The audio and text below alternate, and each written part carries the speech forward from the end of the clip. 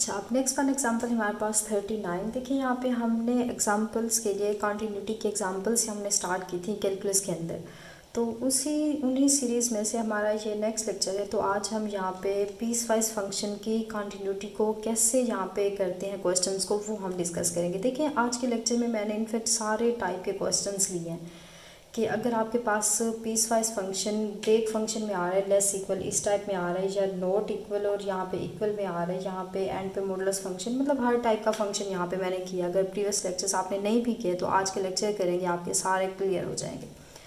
अच्छा, फिर भी मैं आपको सजेस्ट करूँगी कि आप प्रीवियस लेक्चर्स देख लें ताकि हमने जो बेसिक कॉन्सेप्ट इसका सीखा था वो आपको अच्छे से क्लियर हो जाए। तो आज तो हम ये लेक्चर्स यहाँ पे ये क्वेश्चंस कवर करेंगे। इंशाल्लाह नेक्स्ट लेक्चर के अंदर हम इन्हीं पीस वाइज फंक्शंस को थोड़ा एक्सटेंड करेंगे। मतलब यहाँ पे जस्ट एक पॉइंट के लिए आपकी पूछी जा रही है, मतलब जैसे फर्स्ट वाले में लेसर इक्वल और ग्रेटर 1 के लिए पूछा जा रहा है, सेम इसी तरह एक फंक्शन आपको गिवन होगा, उसमें 2 से ज़्यादा पॉइंट्स या 2 पॉइंट्स गिवन होंगे, 1 से ज़्यादा पॉइंट्स होंगे। अच्छा, तो 39 एग्जाम्पल के अंदर देखिए इसमें हमने कॉन्टिन्यूस फंक्शन बताना है कि ये कॉन्टिन्यूस है या डिसकॉन्टिन्यूस है। तो इसमें हम क्या करते हैं, हम सबसे पहले लेफ्ट हैंड लिमिट को देखते हैं कि हमारी लेफ्ट हैंड लिमिट जो है x टेंड टू 1 पे अगर लेफ़्ट करें तो ऊपर छोटा सा माइनस लगाते हैं, और इसके अगर राइट हैंड लिमिट करें तो x टेंड टू 1 ही होता है, ऊपर छोटा सा प्लस लगाते हैं। और तीसरा हम फंक्शन की वैल्यू एट x इक्वल 1 देते हैं। अगर इन तीनों का आंसर सेम आ जाता है तो हम कहते हैं हमारा फंक्शन जो है वो कॉन्टीन्यूअस है। अगर देखिए आपने प्रीवियस लेक्चर देखे हैं तो ये एग्जांपल आप खुद भी सॉल्व कर सकते हैं। इनको आप ऐसे करें, वीडियो को पॉज कर लें, ये सारे एग्जांपल्स आप खुद करें, फिर आप अपने यहाँ पे आंसर्स को जो है वो मैच कर लें, या कोई मिस्टेक है, कोई क्वेश्चन नहीं हो रहा तो उसको आप देख लें।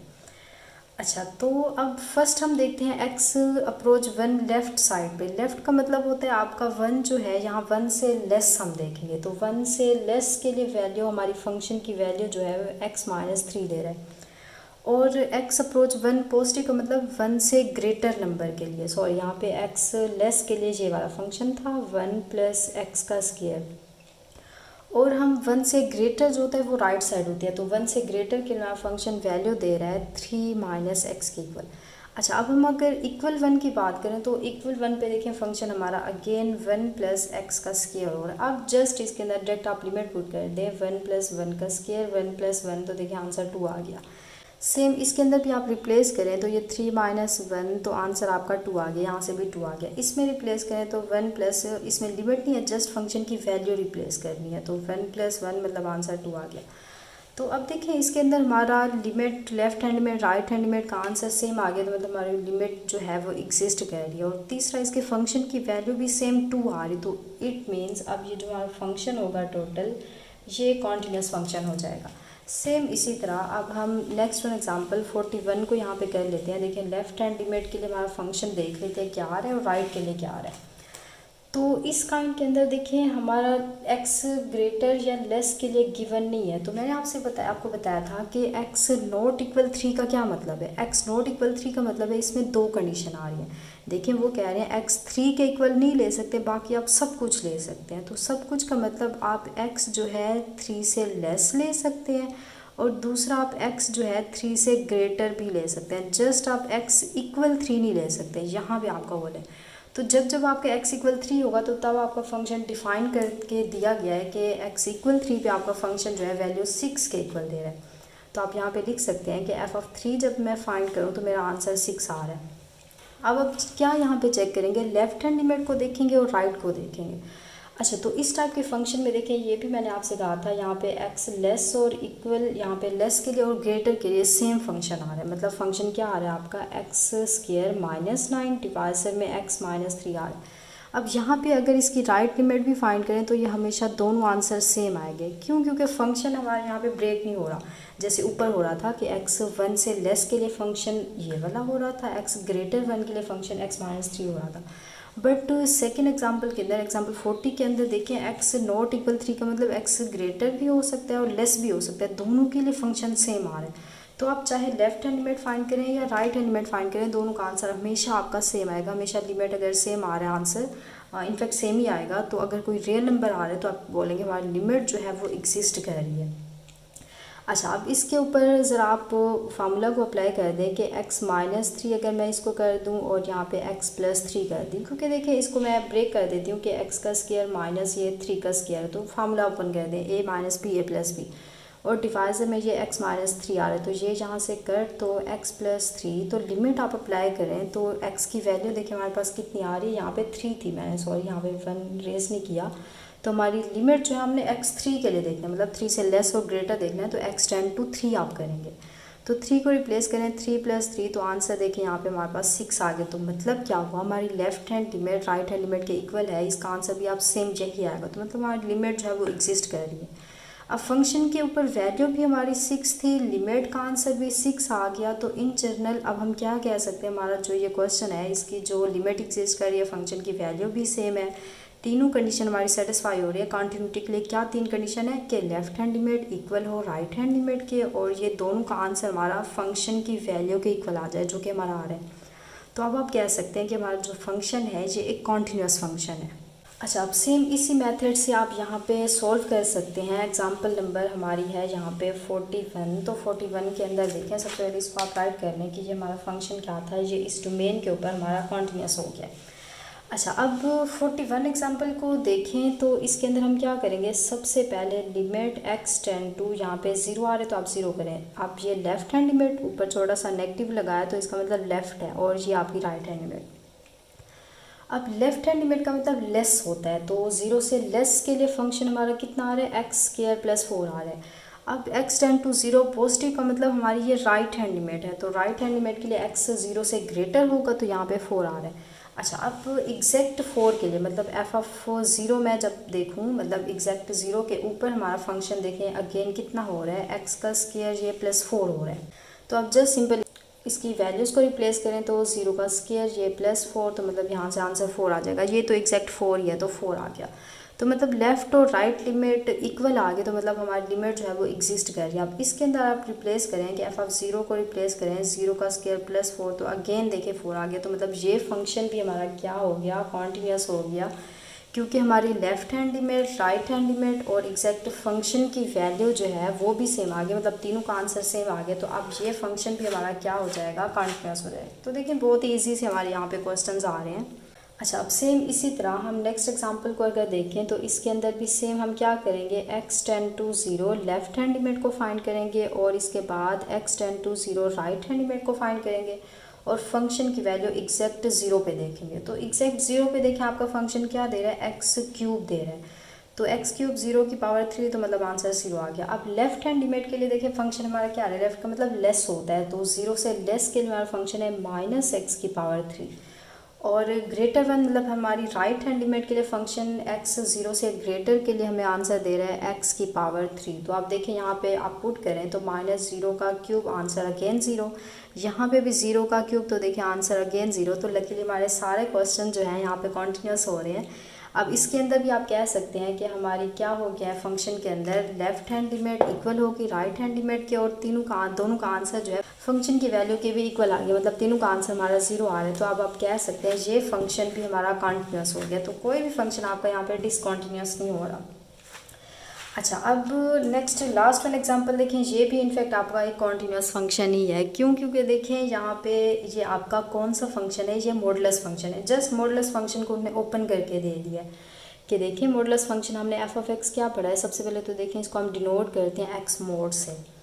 अच्छा, अब इसमें वैल्यूज़ किस टाइप की होती हैं, दो टाइप्स की होती हैं कि आपकी वैल्यू जो है पॉजिटिव आंसर मतलब x देगा, कब देगा, जब आपका x 0 से बड़ा हो। अच्छा, अब ये नेगेटिव वैल्यू कब देता है, जब -x मतलब वैल्यू कब देता है, जब x जो हो 0 से आपका लेस आंसर आ जाए। अब इक्वल की कंडीशन ऑलमोस्ट आपकी ये x पॉजिटिव के साथ ही लगाते हैं, क्योंकि 0 आप पॉजिटिव नंबर ही माना जाता है, बट कुछ बुक्स में इसके साथ भी लगा होता है, तो इसके साथ लगा दें या ऊपर लगा दें, दोनों एक ही बात है।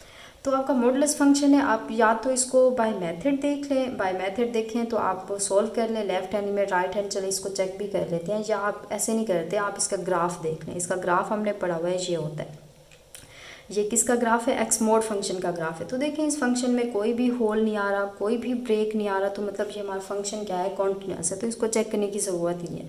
हाँ, अगर ये डिफरेंशिएबल x इक्वल 0 पे पूछा जाता तो ये डिफरेंशिएबल नहीं है। ये इंशाल्लाह हम डिफरेंशियल कैलकुलस जब पढ़ेंगे उसके अंदर इन सारे फंक्शंस के इनफैक्ट मैं आपको डिफरेंशिएबिलिटी भी चेक करके बताऊंगी कि सेम यही एग्जांपल्स हम लेंगे, आपसे पूछा जाए कि फ़ंक्शन डिफरेंशिएबल है या नहीं है तो वो आप कैसे बताएंगे।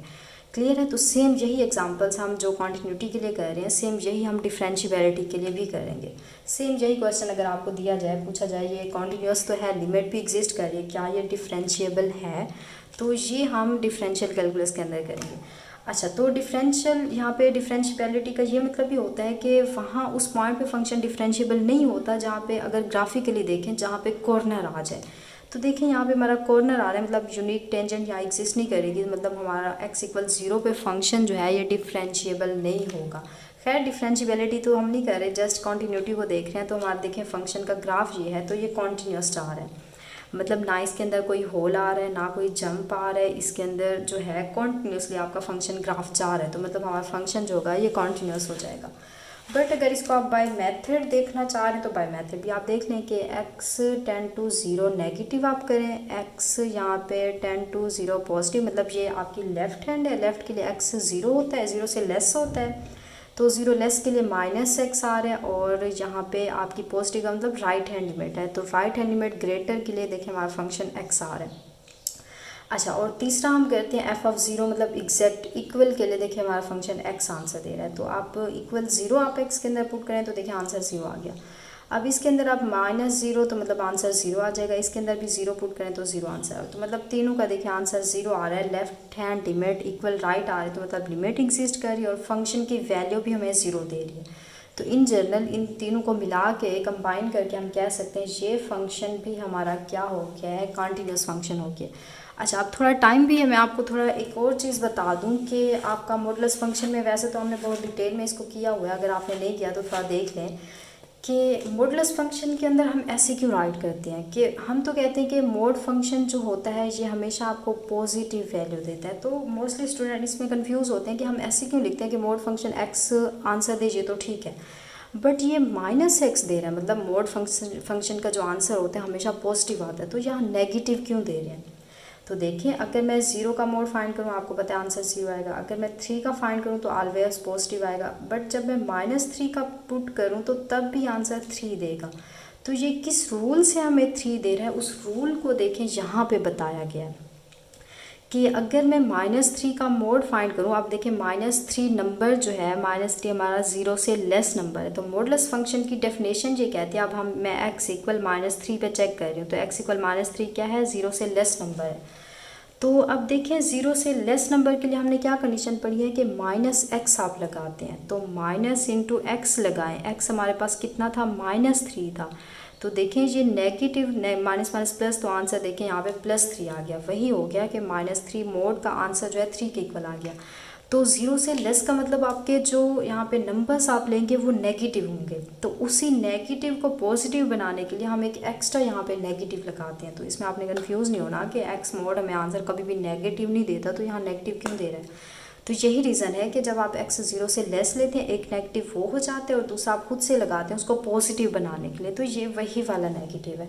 क्लियर होगी बात। तो अगेन अगर आप मॉडुलस फंक्शन को बहुत ही ज़्यादा डिटेल में इसकी कॉन्टीन्यूटी, डिसकॉन्टीन्यूटी या इसके डिफरेंशिएबिलिटी, इसकी लिमिट सारा कुछ करना चाह रहे हैं तो कैलकुलस की प्लेलिस्ट के अंदर इसका एक सेपरेट लेक्चर आपको मिल जाएगा मॉडुलस फंक्शन का, तो उसको आप जाके देख लें, वो आपके सारे कॉन्सेप्ट उसके अंदर क्लियर हो जाएंगे। क्लियर होगी बात।